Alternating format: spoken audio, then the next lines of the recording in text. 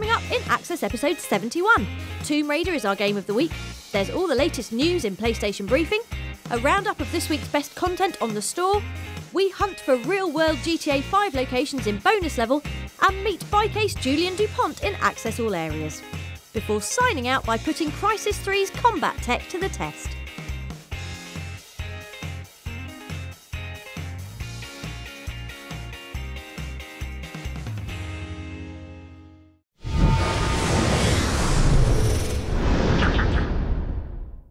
Lara Croft.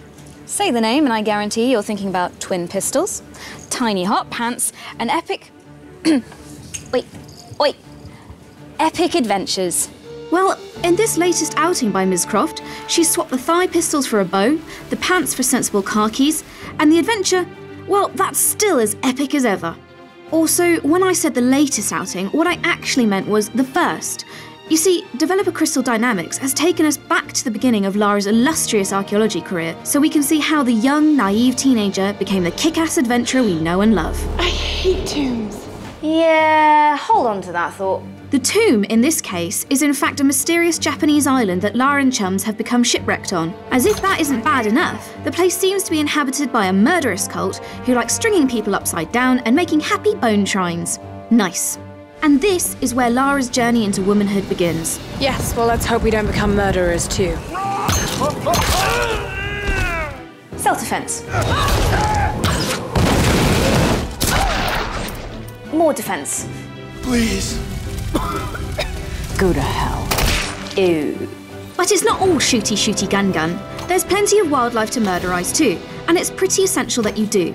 Hunting and skinning animals rewards you with XP, which is used to unlock special Lara skills. See that deer there? Now I can carry more ammo! If only I could do this in real life. I really need to learn Mandarin.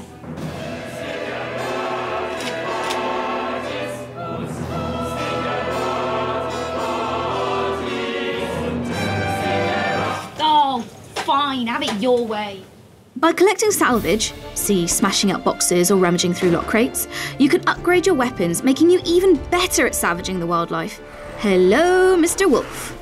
While Tomb Raider purists may roll their eyes, these new systems play a key part in surviving this harsh environment, something that's quite hard given just how unforgiving this island is.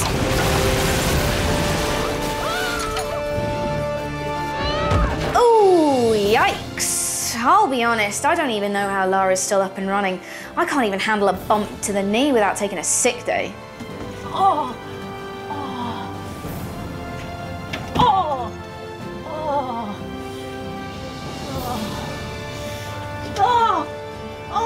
Bruised knee aside, Tomb Raider is simply brutally brilliant. Young Lara really is pushed to her limits, and her quest for survival is a gritty, challenging ordeal that makes me just want to give her a big hug. Tomb Raider is out on the 5th of March, And we recommend it like taking care of unfinished business.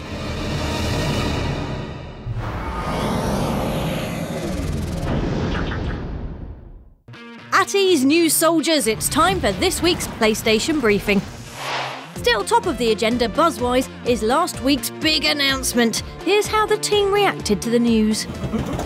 Oh God, someone else react to the news, please. For me, the share button was the huge thing, the ability to take bits of gameplay, these one-off moments where I've done something that isn't rubbish, and to send that to people, that's going to be amazing. For me, the biggest surprise was Blizzard coming out and swearing allegiance to Sony, not just because it means we finally get to play Diablo 3, but also because the future implications for gaming are huge. For me, it was the games. What amazing looking games. Not just next-gen graphics, but next-gen ideas. Killzone, Drive Club, the new Media Molecule IP, just looks amazing. And if that's not enough excitement, how about a reminder that God of War Ascension is hitting PS3 on March the 15th and looks utterly amazing. Plus, is it just us, or is Kratos looking almost nice? Is he nice? Well, when our E3 demo, we showed him saving a guy. That was a first, you know. So it's he's a little bit more nicer this game. He's not going to kill for no reason, I guess. Finally, teamwork has always been key to the Wu-Tang Clan, so who better to speak to about co-op bonuses in Army of Two, The Devil's Cartel than producer RZA. The aggro system is still very much there, but it's kind of more under the hood. If you and I are playing together and you draw aggro and I go around and flank the guy, we're going to earn more overkill points than if you and I were just taking this person on head-to-head. I'm not sure that was the RZA, after all. Still, he knows about guns. When I go into overkill, I always switch to shotgun, because I always say shotgun equals fun. Exactly. We'll have more briefing next week.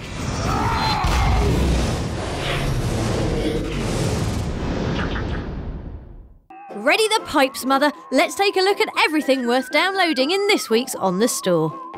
First up, a light bit of metropolitan devastation in extraterrestrial city stripper Demolition Inc. This top-down puzzler is all about exploding cars, tearing down buildings, and setting off destructive chain reactions from the safety of being in the sky. The idea being that you're an alien demolition man charged with clearing space on the Earth who just happens to really enjoy his work. Even more destructive than blowing up half the world is, of course, spending 5 minutes as truck-throated angerball Kratos in God of War. And that's just what you'll be able to do this week, with the release of a demo for his latest spree of glorious violence, God of War Ascension. We've played it, it's brilliant, get downloading.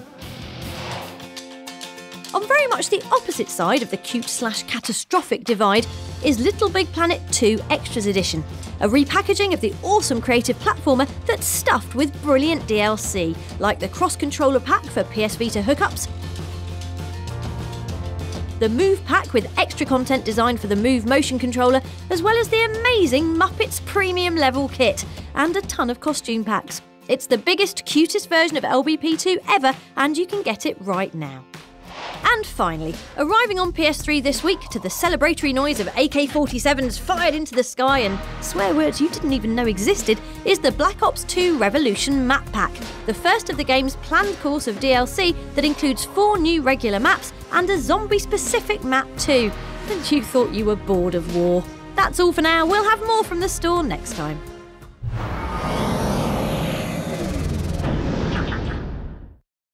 As the slow trickle of screenshots show, GTA 5 looks amazing. So amazing, in fact, that during a recent trip to Los Angeles, the inspiration for the game's Los Santos, we gave Nath a map of in-game locations and challenged him to find them in real life. On a bike. Through LA's notoriously friendly traffic. Here's how he got on. Because I'm at Venice Beach. I'm counting this one as a score. I've fallen over once on the way here. So here I am, this is my second stop. I'm at the Federal Building. That ride was unpleasant. I'm at the Beverly Hills Golf Course, and we weren't quite sure which of the golf courses the game had been taking from. The view of downtown convinces me that it's absolutely this one. I can't help but notice it's up a really, really big hill. So I think in the game, from the screenshot, you're actually at the back of the observatory, and that's where you can see the Hollywood sign from. I'm tired. Right, this is the last one. I'm up on the roof of the Griffith Observatory, and take a look down here. It's all perfect, so I'm counting this as a victory. If I had to pass on any advice to anyone who's planning to come searching for GTA 5 locations, don't do it on a bike. Hire a car or get a cab.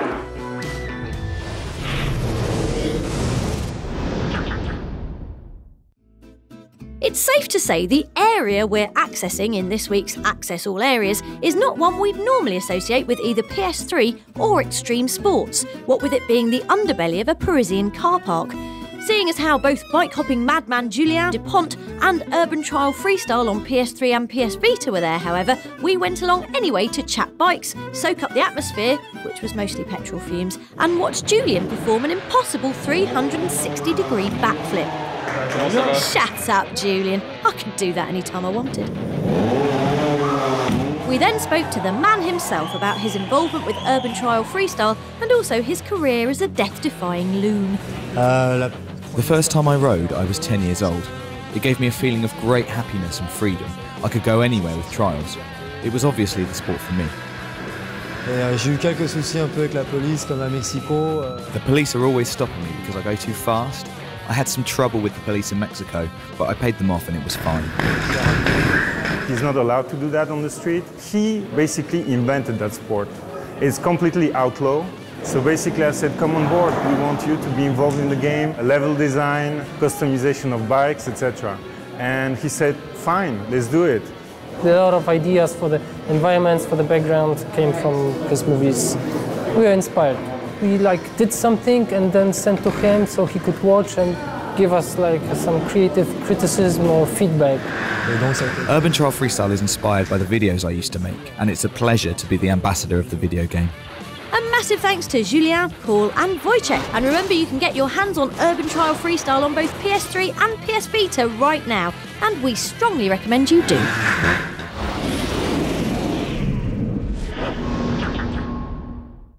Shh! Before we go, we've got a huge secret to share. We've managed to get hold of a working prototype of the powerful cloak and armour nanosuit showcased in brilliant shooter Crysis 3.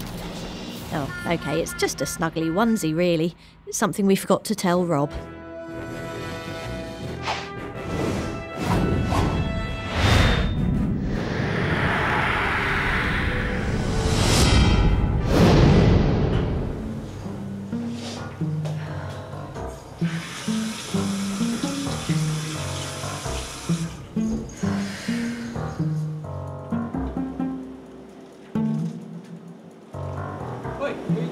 We'll see you next week.